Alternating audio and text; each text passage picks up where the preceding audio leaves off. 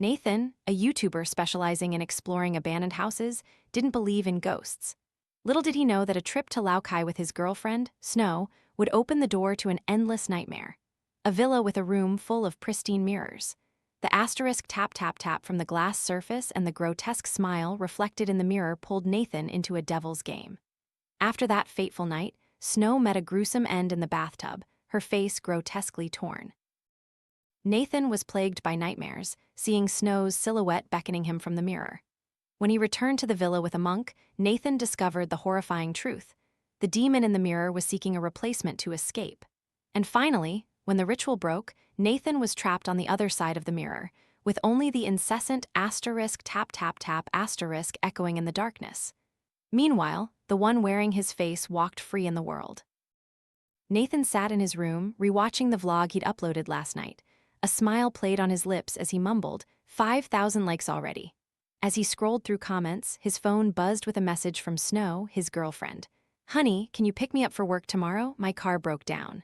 Nathan typed back, "How about I pick you up for breakfast first, then drop you off?" "Sounds good. I'm going to bed now. You get home and sleep early too."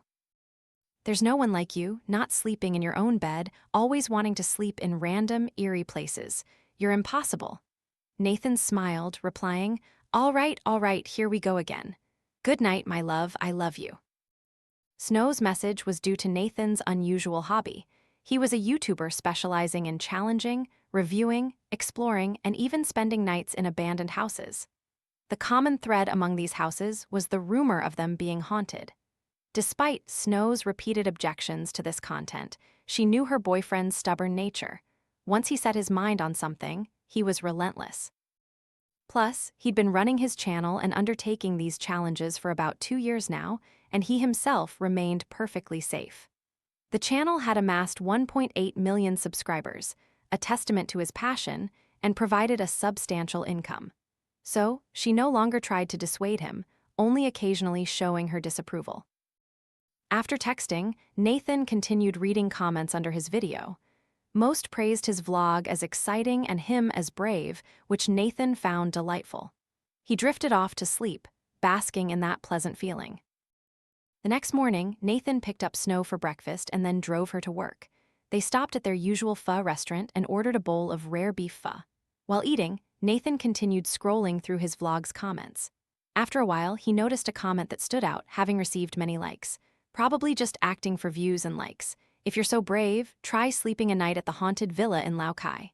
Seeing Nathan frown slightly, Snow put down her chopsticks and asked, "What's wrong?" Nathan didn't answer, simply handed her his phone. A moment later, Snow sighed softly. "If you care about what everyone says, why do these things in the first place? I know, but negative comments like these still sting. So, what are you going to do when you're angry?" "I'm going to Lao Cai to film my next vlog at that very villa." Snow remained silent, knowing her boyfriend didn't believe in ghosts. Whatever she said, he would still go. So she continued eating her unfinished bowl of pho. Seeing his girlfriend not trying to dissuade him as usual, Nathan was a little surprised. His voice softened as he asked Snow, "Come on, haven't I been doing well with this?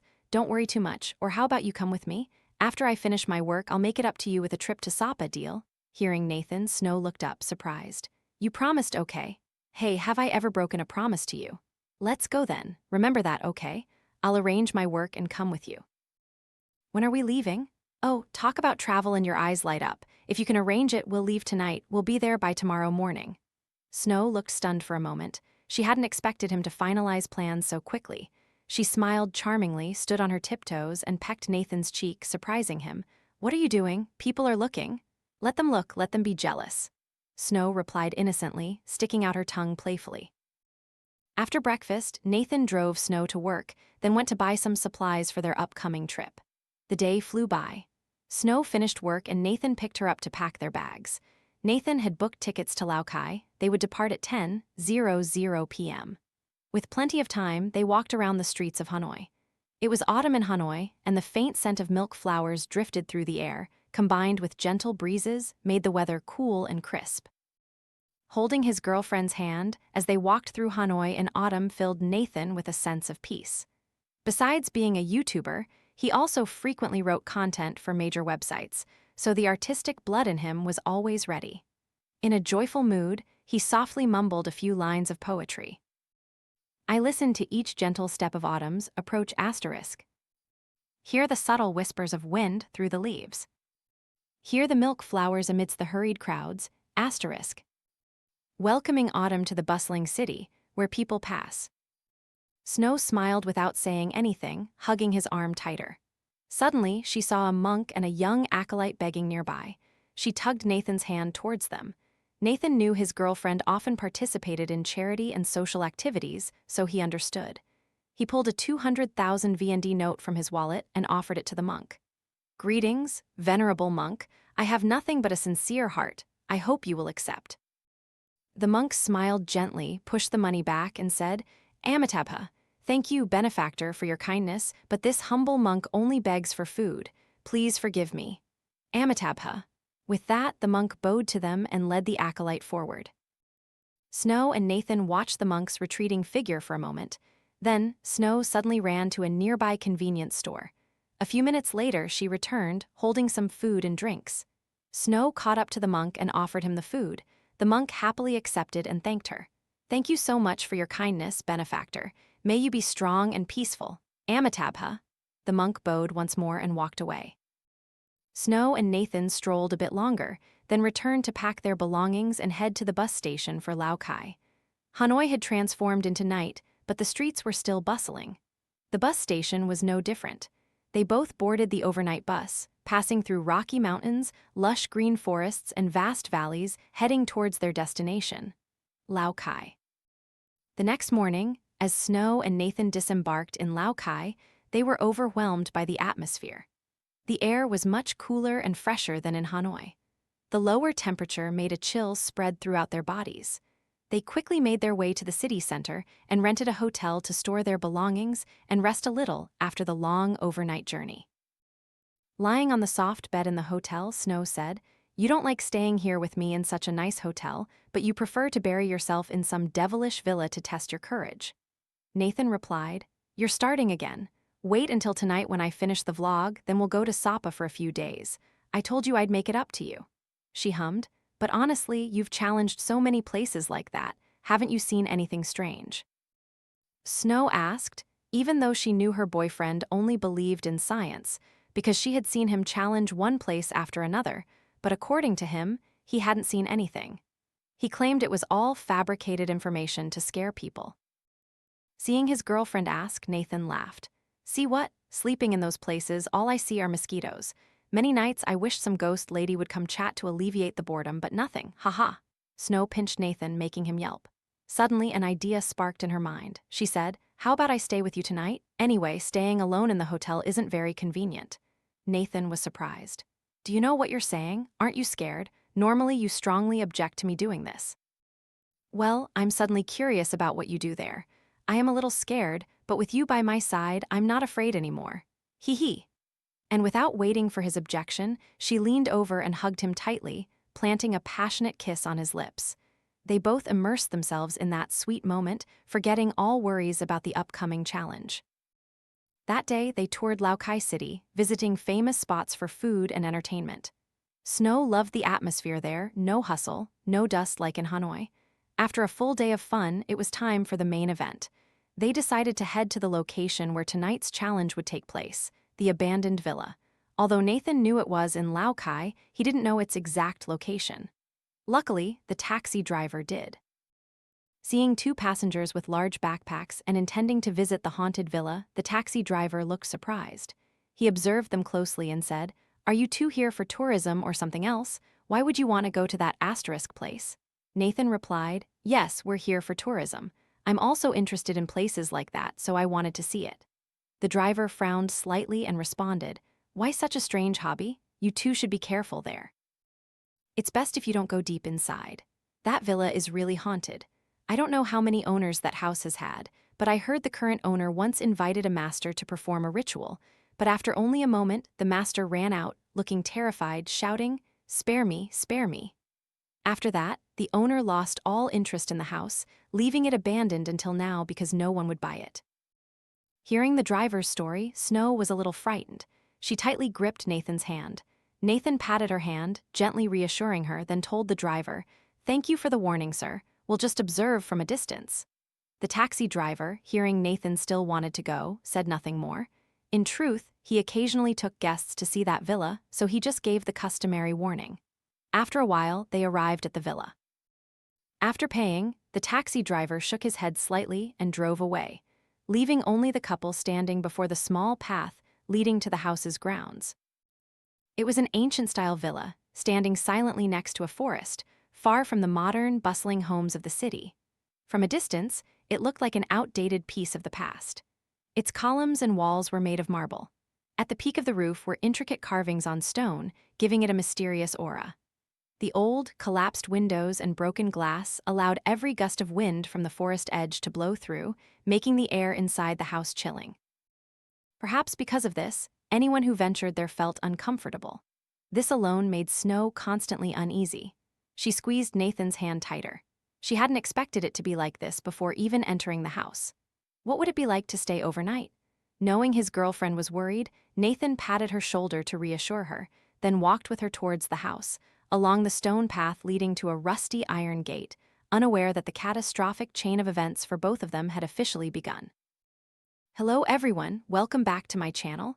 Today I'm taking on the challenge of exploring the haunted villa in Lao Cai. And right here, joining me on this challenge is my girlfriend. Please support my channel.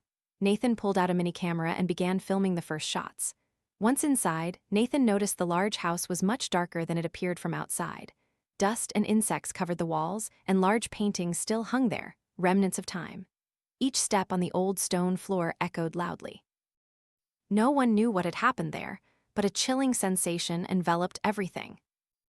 Nathan and Snow began exploring each room. Nathan still held the camera, filming every moment of their exploration. After about an hour, they were on the third floor, standing before a closed room. Unlike the other rooms, the outside of this door had an old talisman pasted on it. No one knew how long it had been there. Though dusty, it was completely intact. Nathan brought the camera closer to film the talisman. He was about to pull it off when Snow stopped him. She said, "Don't, honey. Don't touch these talismans. What if it brings bad luck?" Nathan chuckled, turned off the camera, and said, "You're too superstitious. What good is this old piece of paper? I only believe in science. There's no such thing as ghosts or spells in this world." With that, he turned the camera back on, then tore off the talisman and pushed the door open, stepping inside. Snow shook her head and sighed. She strongly disliked this trait of Nathan's stubbornness, doing whatever he wanted, especially when it came to spiritual matters.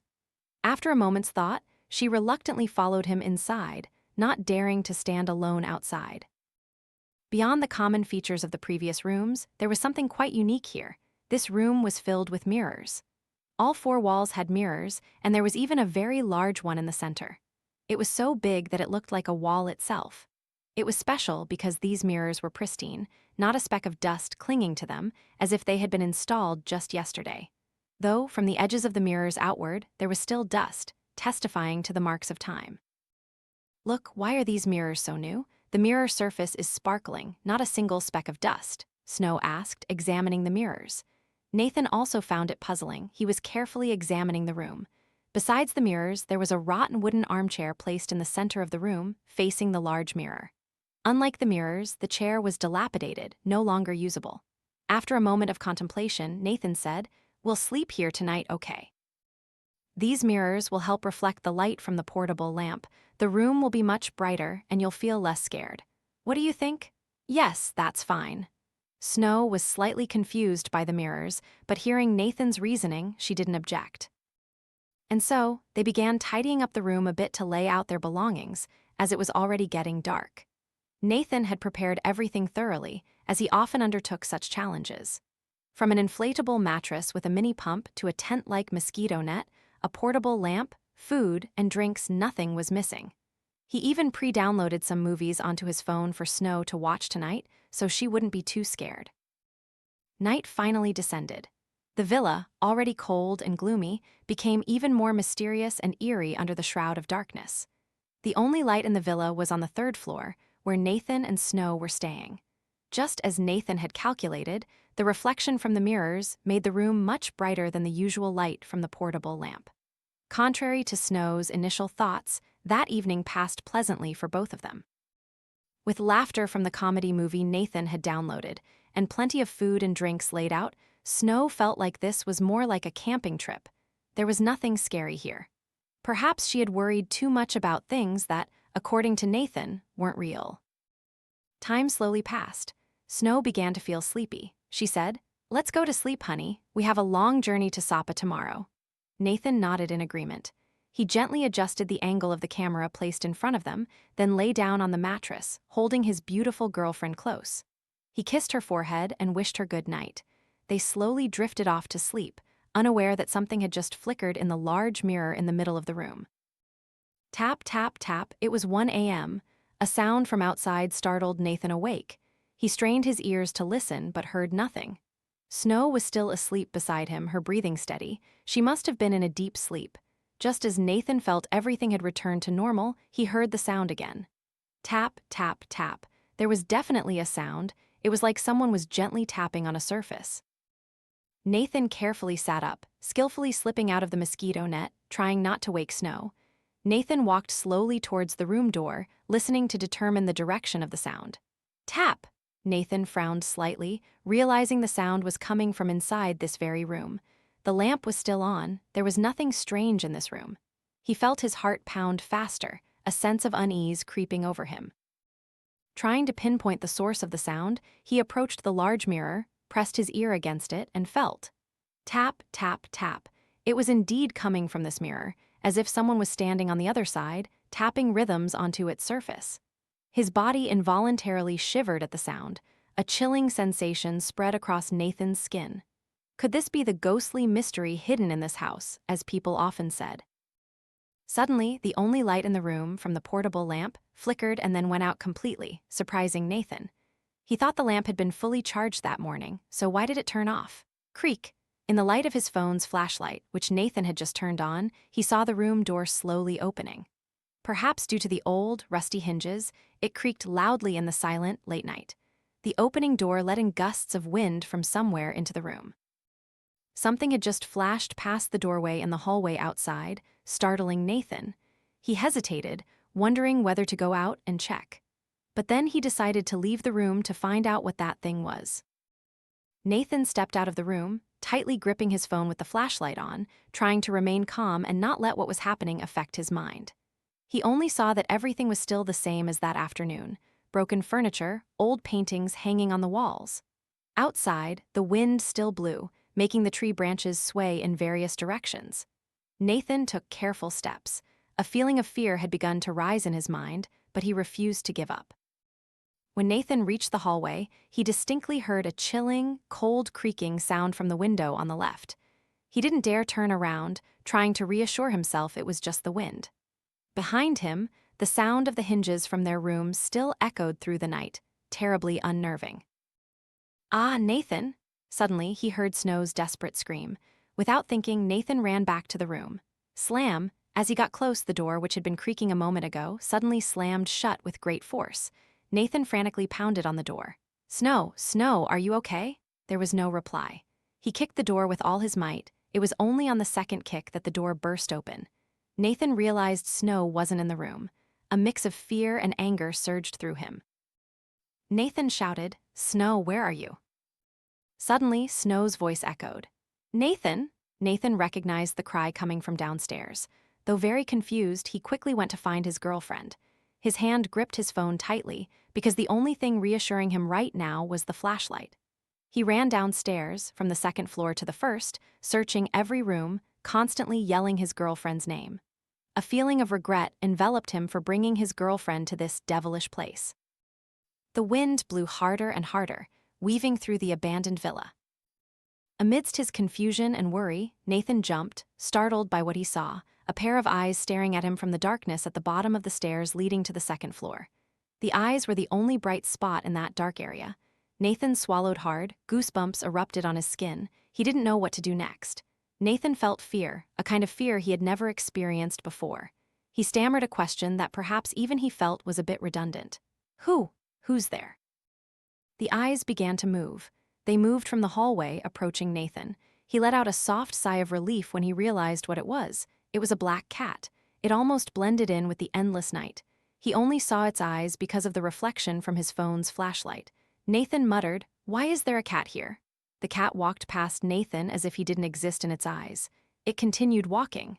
Nathan pondered for a moment, then followed the cat.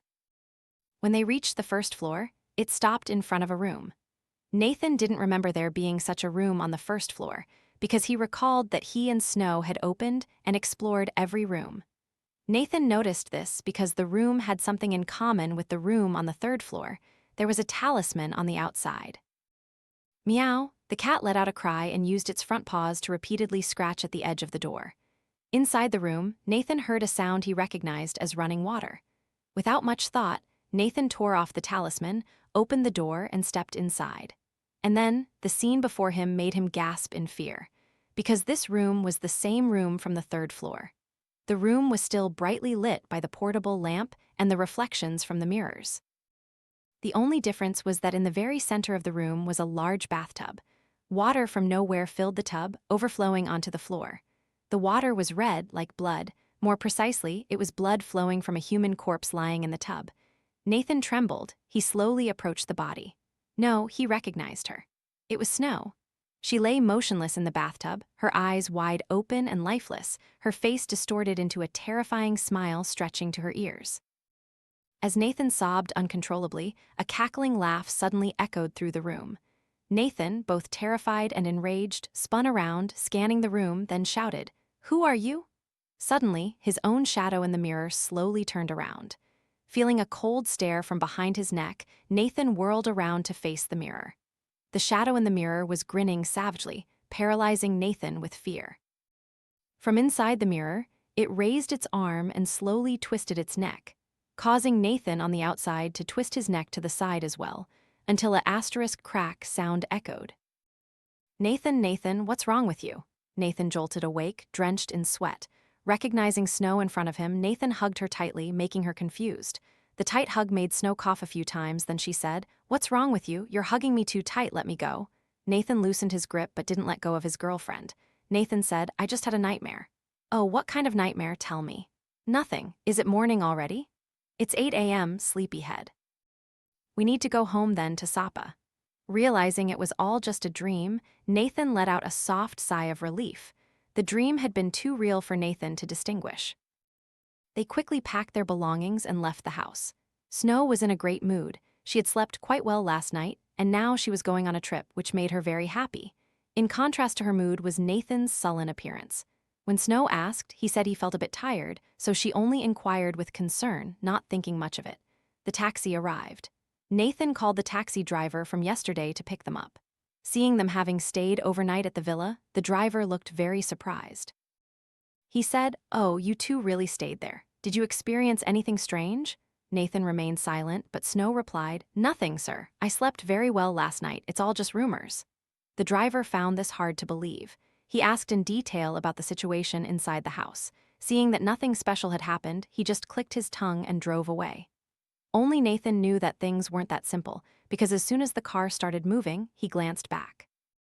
Clearly, in the third-floor window, he saw a blurry shadow, like a wisp of white smoke, hovering in midair. From that shadow, he felt something. It seemed as if he was being watched, which sent a shiver down his spine. But then the taxi drove away, taking Nathan and his girlfriend back to Lao Cai City, away from the place where Nathan, perhaps for the first time after many challenges, had felt true fear. As promised, Nathan and Snow had a meal, then traveled to Sapa.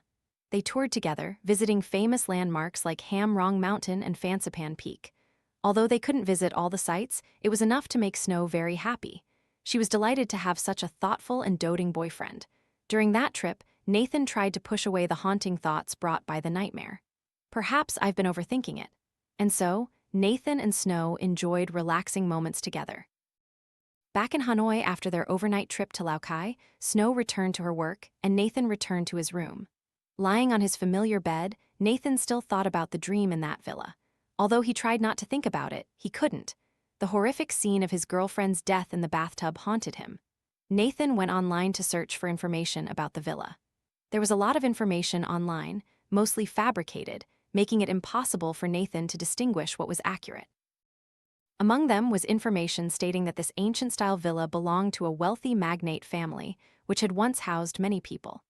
The patriarch had only one son, whom he doted on unconditionally. It was only because this young master fell in love with a poor girl that his family objected. There were even rumors that the young master's parents had conspired to kill the girl, driving him to madness. He constantly smashed things, assaulted, and even attacked family members. Believing the young master was possessed by the ghost of the young girl, the family invited a Taoist master to perform an exorcism ritual. They locked the young master in a room with mirrors. They tied him to a chair placed in the center of the room. The next day, the young master was found dead, his body shriveled like a mummy. A few days later, the sorcerer also met his end, confirmed to have hanged himself. After some time, family members mysteriously died one after another, forcing the patriarch to sell off the house cheaply. Continuing his research, Nathan found another article that interested him more. It was a Facebook post by a vlogger who also specialized in exploring mysterious phenomena, much like Nathan. In the post, the vlogger wrote, "In a room on the 3rd floor of that villa, there are many mirrors. The strange thing is that there's not a speck of dust on those mirrors, even though the house has been abandoned for so many years. On the mirror, I discovered handprints that, no matter how much I wiped, wouldn't disappear, as if they were on the other side of the mirror. As I was observing those handprints, sudden tapping sounds came from the room, startling me." Nathan felt goosebumps when he read these lines because the descriptions in the post were quite similar to what Nathan had experienced. Was it really just a dream? He threw his phone aside, his thoughts wandering, and slowly drifted off to sleep. And then the nightmare came again. Nathan saw himself standing before a bathroom door. Light from inside the bathroom flickered, like a small lamp emanating from a dark cave. He stepped in and saw a luxurious bathroom fully equipped. Near the end was a very large bathtub, and he saw Snow soaking in it. She was lying there, eyes closed, with a sad expression. Beside Snow, a fresh bouquet of flowers was placed on a towel. Nathan tried to talk to his girlfriend, but she didn't respond. He tried to touch her hand, but a cold sensation overwhelmed Nathan's body. Cackle! Suddenly, Snow's eyes snapped open and stared, terrifying Nathan. An arm unexpectedly grabbed Nathan. Her eyes were stark white without pupils. She cackled maniacally. Tap, tap, tap. While Nathan was horrified by Snow's image, a familiar sound echoed. The water in the bathtub continued to rise and overflow onto the floor. It turned dark red, accompanied by a foul, fishy smell. Nathan tried to run out of the bathroom, but couldn't because Snow was still gripping him tightly, trying to drag him into the tub. "Snow, what are you doing? Let me go." Finally, Nathan managed to pry her slimy hand off and rush towards the door. But when he opened the door, another room appeared before him. It was the dusty room with mirrors in that villa. Tap, tap, tap. The sound still echoed rhythmically, and Nathan knew it came from the mirrors. Suddenly, something grabbed him and pulled him back into the bathroom, making him scream. Nathan jolted awake, gasping for breath. His whole body was tired, and a feeling of fear overwhelmed him. The haunting dream felt like a premonition. Something was about to happen, making him feel anxious, but he didn't know what to do. Day after day, a week passed since returning from Lao Cai. Nathan looked noticeably weaker, which worried Snow greatly. No matter how much she pressed him, Nathan only said he felt unwell and was physically run down. "You should go get checked out. Honestly, you've lost so much weight, or are you hiding something from me?" Snow asked Nathan as they sat in a cafe. Nathan smiled and shook his head. He replied, "I'm fine, really. I've just been having trouble sleeping lately, but I'm not sick or anything to get checked out. No illness, yet you look so gaunt and have lost so much weight. Or do you have another woman on the side?" Nathan burst out laughing at Snow's words. "Another woman? You alone are exhausting enough, let alone another. I'm just losing sleep because I miss you. Haha. All talk." Of course, Nathan had to be all talk. Because he couldn't possibly tell her that for the past week, he had been plagued by nightmares every night. Most of them were terrifying images of Snow, making him feel incredibly uneasy. As he lifted his coffee cup to take a sip, Snow said, "For the past week, I've been dreaming strange things." Cough, her words made Nathan choke. He quickly asked, "Dream? What did you dream about? Tell me. What's wrong with you? Why are you so startled?" "I've had so many dreams, and they're all about the trip to Lao Cai. I dreamt I was living in that villa, and in the dream, the villa was so beautiful, very spacious, and the surrounding scenery was like a fairy tale. In short, I loved it." Nathan was startled again. Why was Snow dreaming about that place? If Snow knew about the things Nathan had seen, she probably wouldn't be as innocent as she was now. Nathan tried to change the subject. You can dream about something like that? Don't worry, someday I'll build you a villa twice as big as that. How's your work going? Suddenly asking about my work. My work is still the same. I've been busier lately with many projects, but I haven't seen you upload the vlog from our recent trip. Nathan flinched. Since returning, he hadn't dared to open the videos recorded in that villa. Although he didn't understand why, he didn't want to revisit or see images of that place. He said, "Oh, I'm still editing a few parts before I can upload it. But let's go, I'll pick you up for barbecue tonight." Okay. They both paid, then Nathan drove Snow home. Snow lived in a fairly large and well-equipped house, which she rented for 10 million VND a month with May, her colleague. The owner was an acquaintance of Snow's family, which was why the price was so reasonable. Upon arrival, Snow invited Nathan to come in and hang out for a bit before going home. But Nathan declined, using the excuse of needing to shower before picking Snow up for dinner.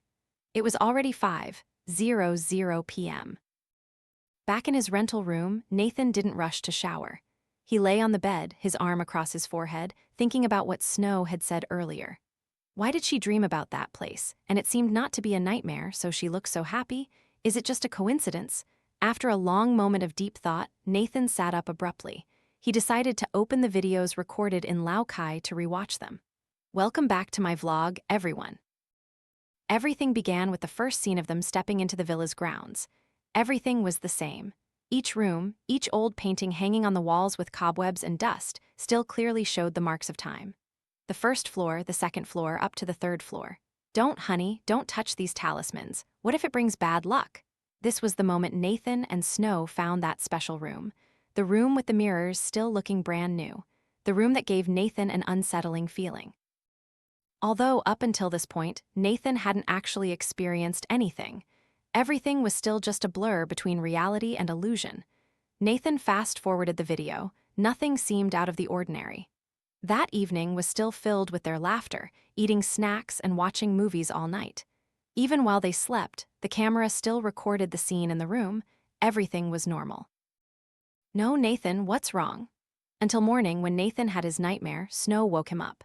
They both packed their belongings and prepared to leave the room. At that moment, Nathan walked over and took the camera off its stand. Watching up to this point, Nathan let out a soft sigh of relief. He hadn't expected to see anything in this video. As he was about to turn off the computer, he suddenly froze, because at the very end of the video, he saw something that gave him goosebumps. At the moment Nathan took the camera off the stand, he hadn't turned it off immediately but still held it in his hand, busy chatting with Snow. The lens was pointed directly at the large mirror, reflecting Snow's back. Just before he turned off the camera, he clearly saw Snow's reflection in the mirror turn its head slightly, look directly into the camera, and grin, even though in reality, she was talking to Nathan. "What is this?" Nathan whispered, his heart pounding. He rewound and replayed the scene. A chill ran down his spine. He immediately grabbed his phone and called his girlfriend. For some reason, his gut was burning with anxiety. No one answered, which made Nathan even more uneasy. His whole body trembled, but he tried to remain calm. Nathan dialed May's number and called. A girl's voice answered from the other end. "Hello, Nathan?" "Yes, it's me. Is Snow there? I called her, but couldn't reach her." "Geez, you just saw her this afternoon. Why the rush? Snow's taking a shower. Wait a bit after she's done, I'll tell her to call you back, okay?" I'm sorry to bother you, but I have an urgent matter. Can you please tell Snow to call me right away?" "What's wrong, Nathan? All right, wait a moment. Snow. Strange, I still hear the water running, but she's not answering, and she's taking longer than usual today." This comment made Nathan shiver even more. He remembered the nightmare from the villa, the dream where Snow got into trouble in the bathtub. He spoke loudly into the phone, almost yelling, "May, please check on Snow, see if something's wrong." Hearing the seriousness in Nathan's voice, May became urgent. She ran to get the spare key and opened the bathroom door.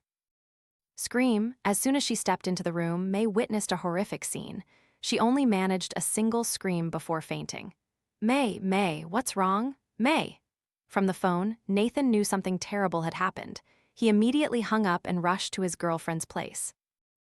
An hour earlier, Snow was admiring her body in the mirror. She turned side to side, satisfied with her curvy, hot figure.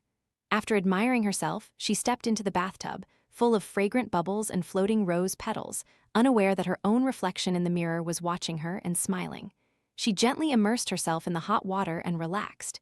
This period of her life was filled with joy and happiness, from her career to her love life. Cackle. Suddenly, she jumped, hearing a ghostly laugh in the room. Involuntarily glancing around, she was horrified to see her own reflection in the bathroom mirror. Even though she was lying in the tub at that moment, the figure in the mirror just stood there, staring at her and grinning sickeningly. It raised its hands to its mouth and slowly pulled them hard to both sides. Snow screamed as she felt an indescribable pain, as if her own face was being torn apart. Fresh blood dyed the bathtub red. She thrashed wildly in despair, then gradually went still. Her body floated to the surface, her hands limp. Snow was dead. Somewhere, a hoarse voice echoed with a savage laugh. Dead, dead, cackle, cackle. That day, the sky suddenly poured rain, an unusual storm, like a lament for a beautiful but ill-fated girl. Nathan was utterly devastated. When he arrived, it was too late.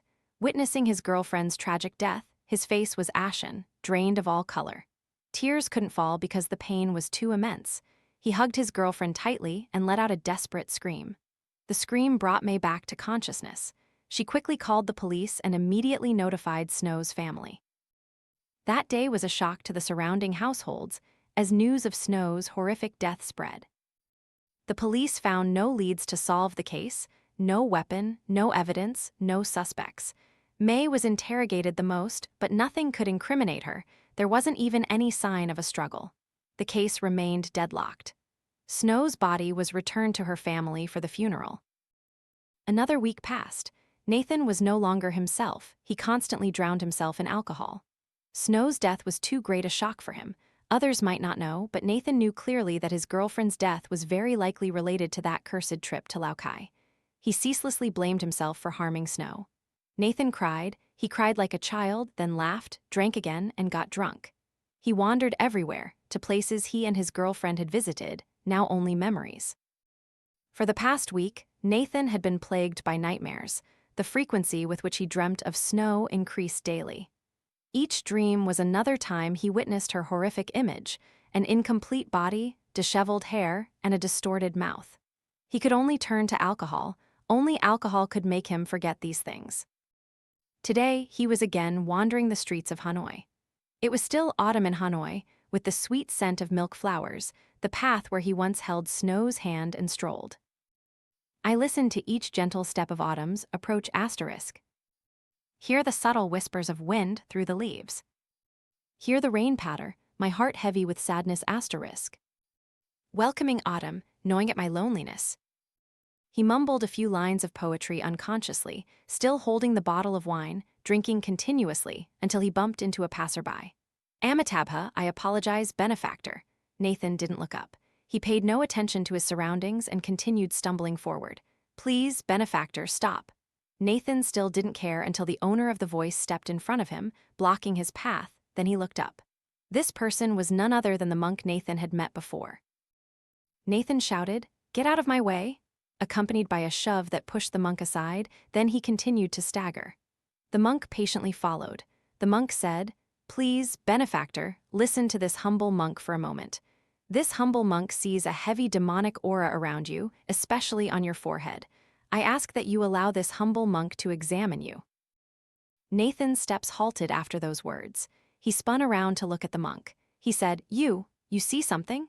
Amitabha, benefactor, you are heavily possessed by a demon. Has the benefactor recently visited a graveyard or an unholy place? In this moment of despair, those words were like a glimmer of light in a dark tunnel. Nathan sank to the ground, crying like a child. The monk patiently stood there, waiting for the benefactor to calm down before continuing. Come, benefactor, please sit here and tell this humble monk your story. As he spoke, the monk gestured towards a nearby mahogany tree. Nathan wiped his tears and followed. Then he told the monk everything, from the strange dreams to the video and, of course, Snow's death. After listening, the monk sighed and immediately said, Amitabha, how unfortunate, how unfortunate. The female benefactor with such a kind heart met such a tragic fate. If only I had met her sooner. What a pity, Amitabha. With that, the monk made some calculations with his fingers. Next, the monk took Nathan's hand, pressed his own hands together, closed his eyes for a moment, and then said, "Benefactor's life force is dwindling day by day. Soon you will meet your untimely death. Benefactor has trespassed upon a forbidden place and has been harmed by the entities residing there." Nathan, now a little calmer, showed no surprise at the monk's words. He lifted the bottle of wine and took a gulp, then asked, "I don't need you to tell me what's wrong with me. I just want to know why my girlfriend died so suddenly, while I have to wait a while to die." The monk replied, "I sense two opposing forces within you, Benefactor. One is that malevolent demonic aura, and another is trying to resist it. Perhaps an ancestor in your family is protecting you, trying to prevent this calamity, but it cannot be fully averted, only prolonged." Nathan frowned slightly. If the monk's words are true, then perhaps the reason he remained safe during 2 years of exploring haunted places was because of this protection? Thinking this, he laughed. "Death is the end. Might as well commit suicide and be reunited with the one I love." As he spoke, Nathan's eyes welled up again.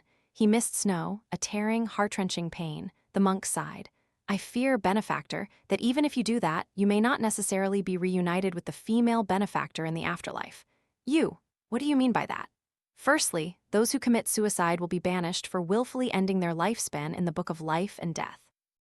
Secondly, though the female benefactor is dead, this humble monk fears her soul may not find peace." What did you just say? Why can't she find peace?" "Amitabha, please calm yourself, Benefactor.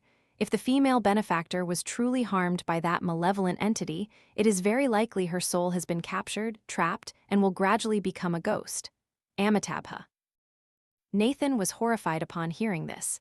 He collapsed to his knees, attracting the attention of passers-by. He implored the monk, "Please, venerable monk, help my girlfriend. As long as you agree to help, I will agree to anything you ask." "Amitabha, please stand up, Benefactor. If this humble monk had no intention of helping, I would not be sitting here with you. Furthermore, this humble monk and the female benefactor once had a destined encounter. To resolve this matter, we must find the root of the problem. Can the benefactor take this humble monk to the place where all this began?" "You mean, the haunted villa?" "Indeed, only by going there can this humble monk devise a solution." "All right, I will take you back there. When can you go?" "Amitabha, then we shall depart tomorrow morning." After agreeing on a few things, Nathan returned to his room. The monk didn't have a mobile phone, so he couldn't contact him. The monk simply said he would be at the bus station tomorrow morning. Lying on his familiar bed, Nathan felt exhausted. He resented everything, wondering why these things had happened to him. And Snow, an innocent girl, the one he loved, had to die because of his cursed work. Nathan felt immense regret. He reached for the nearly empty bottle of wine and took a large swig. The intoxication and exhaustion pulled him into sleep. And of course, the nightmares returned. The next morning, Nathan woke up very early, or rather, he couldn't sleep. Even with the aid of alcohol, he was still tormented by nightmares, by horrific images that left him even more gaunt. He arrived at the bus station very early because the monk hadn't specified his arrival time. But luckily, he didn't have to wait long, for the monk arrived before 7 a.m. Nathan subtly called the monk to a roadside tea stall right at the bus station entrance. Seeing Nathan's complexion, the monk immediately said, "Amitabha, benefactor, you could not sleep, could you? This humble monk sees your life force is too weak, and malevolent energy has accumulated on your forehead. Let this humble monk help you." With that, the monk took out 3 acupuncture needles, one he pricked onto the crown of Nathan's head, and 2 on his temples. Next, the monk placed a string of prayer beads on Nathan's wrist, murmuring a Buddhist sutra in Pali. These actions caught the eye of those around them, but no one said anything. A moment later, a faint wisp of smoke rose from Nathan's head, causing the people sitting nearby to murmur amongst themselves. After that, the monk removed the needles and squeezed 2 drops of dark black blood from each of Nathan's temples. After it was done, Nathan felt as if a heavy burden had been lifted from his body. His mind was much clearer. He quickly thanked him. "Thank you, venerable monk. Please follow me to buy tickets to Lao Cai." Buses from Hanoi to Lao Cai were always available. Very quickly, the two were seated comfortably on the bus. Returning to Lao Cai City brought Nathan many emotions, mostly negative. He hadn't thought he would have to come back here so soon, not with his girlfriend for a trip, but to rescue the soul of the very person who had accompanied him on the previous journey. The heartbreaking pain still hadn't subsided. Nathan suddenly shed tears. Seeing this, the monk gently comforted him. "Amitabha, "Benefactor, please hold back your sorrow." Hearing the monk's words, Nathan tried to compose himself and hailed a taxi to take the monk directly to the haunted villa by the forest. As with other drivers, this taxi driver also advised them, then shook his head and drove away after dropping off his passengers. It was still there, the villa that had cast so many haunting shadows over Nathan. Standing before the path leading to the villa grounds, the monk and Nathan did not rush in. The monk said, "Indeed, a place of extremely heavy yin energy, not to mention dense. Benefactor, please wait here for this humble monk for a moment." With that, the monk entered alone. Nathan wanted to ask a few things but decided against it. He walked to a nearby tree, sat down, and waited. About 30 minutes later, the monk came out. Before Nathan could speak, the monk said, "This humble monk went up to the 3rd floor and saw the room you mentioned. Indeed, there is a very powerful demonic energy in the mirror. Inside, it likely traps many souls of unfortunate victims. There is a way to resolve this, but it will be very risky." Nathan immediately said, "As long as you help my girlfriend's soul find peace, I will do whatever you ask, venerable monk." The monk pondered for a moment, then said, "To thoroughly resolve the problem, this humble monk needs to eliminate the dominant soul within that mirror. It has likely become a demon long ago, but if it continues to reside there, it will be very difficult. There is only one way." Nathan anxiously asked, "What way, venerable monk?" The monk replied, "That is, there must be a sacrificial bait to lure it out of the mirror. It must be enticed outside." "You mean?" "Yes, benefactor will serve as the lure for that demon to possess. If I can eliminate it, the souls it has trapped will be released. If we fail, not only will the demon completely take over your body, but those lost souls will also not be freed. Moreover, by doing so, we would have inadvertently freed it and brought it into the mortal world." Nathan mused for a moment. This was a gamble. Although Nathan had never believed in the supernatural, Snow's death, and his own experiences had forced him to believe, he said, "Let everything proceed as you arrange, venerable monk." After hearing this, the monk added a few more instructions. Soon, this humble monk will create a small ritual formation. Benefactor will be the lure. However, during the ritual, the demon will surely try to destroy the formation, and this humble monk will try to prevent that. But it will create various illusions, mainly to make Benefactor willingly step out. If that happens, this humble monk can do nothing more, as it would harm Benefactor. After a few more warnings, both walked into the haunted villa. Returning to the 3rd floor room, where those haunting mirrors were, Nathan involuntarily shivered, mixed with a feeling of regret. If only I hadn't come here. Next, the monk lit 3 candles in the center of the room in a triangular formation. In the middle, the monk drew a circular diagram with many complex symbols using lime and finely ground charcoal. In front of the monk, he placed a small, ancient-looking golden censer, lighting 3 incense sticks and placing them in it. When everything was prepared, the monk began to tap a wooden fish drum and chant a Buddhist mantra in Pali. Time slowly passed. After a while, the mirror surface changed. The reflections began to distort, and ripples appeared on the mirror's surface, like the surface of a lake blown by the wind. A little more time passed. Now, the mirror surface had completely turned gray. It now resembled a thin veil separating 2 worlds. Wailing screams echoed, seemingly the cries of many people. From that veil, convex and concave shapes emerged, of various forms like human faces or hands trying to tear through to get out. All of them reached towards Nathan. The monk remained with his eyes closed, tapping the drum and chanting. After a moment, a crack appeared in the very center of the large mirror, revealing only an expanse of murky blackness. From within the crack, a skull flew out, cackled, and then plunged directly into Nathan's glabella, the spot between his eyebrows. Nathan's eyes glazed over, then turned pitch black, and his skin became pale. Suddenly, Nathan stood upright, clenched, and then extended his hands, twisting his neck. Nathan turned to face the monk, a hoarse sound emanating even though Nathan's lips did not move. "It's been a long time since I've had a body again. Did you, old monk, lure me out? Aren't you afraid I'll escape this place?" The monk had stopped tapping the drum at this point, opened his eyes, and looked up. With one hand clasped, the monk said, "Amitabha, you demon have harmed countless people. Will you not let go and still wish to continue? Today, this humble monk must act on heaven's behalf to deliver you." The demon, now in Nathan's form, replied, "You righteous ones always preach your principles. My life was so tragic. My love was harmed to death for loving me. Where were heaven and Buddha then? How can you allow beings to suffer so? Amitabha, you are so deluded and stubborn, do not blame this humble monk for being ruthless. With that, the sound of the wooden fish drum echoed again, accompanied by the chanting of the Kundi Bodhisattva mantra. The demon in Nathan's form now sensed trouble. It raised its hand, which had, without anyone noticing, grown jagged claws and lunged towards the monk. However, as soon as that hand extended beyond the boundaries of the drawings on the ground, a sound echoed. Sizzle! The hand seemed to burn, accompanied by a wisp of smoke and a shriek that echoed throughout the room. The demon quickly retracted its hand. It said, "A Liu hand formation?"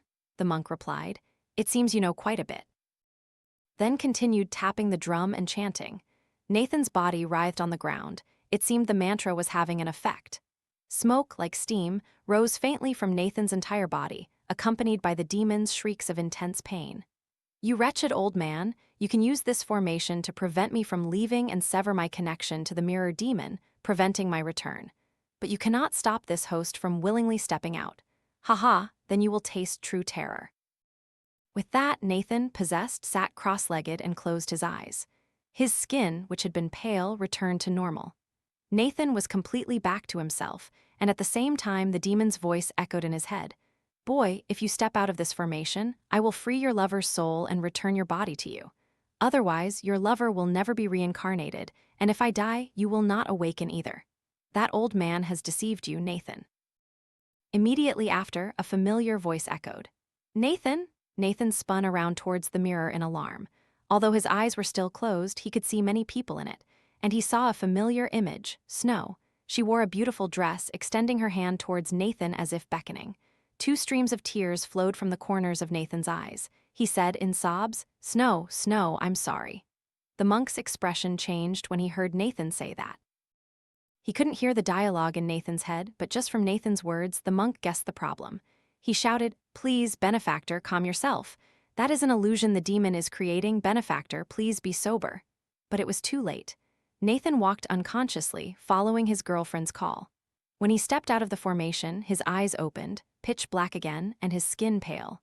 The long claws reappeared, accompanied by the demon's savage laughter. "Cackle, cackle, you wretched old man, it's your turn now." The demon in Nathan's body lunged at the monk, its sharp claws reaching out to grab him. The monk quickly crouched low to dodge, and at the same time, from somewhere, he pulled out a small staff to parry the attack.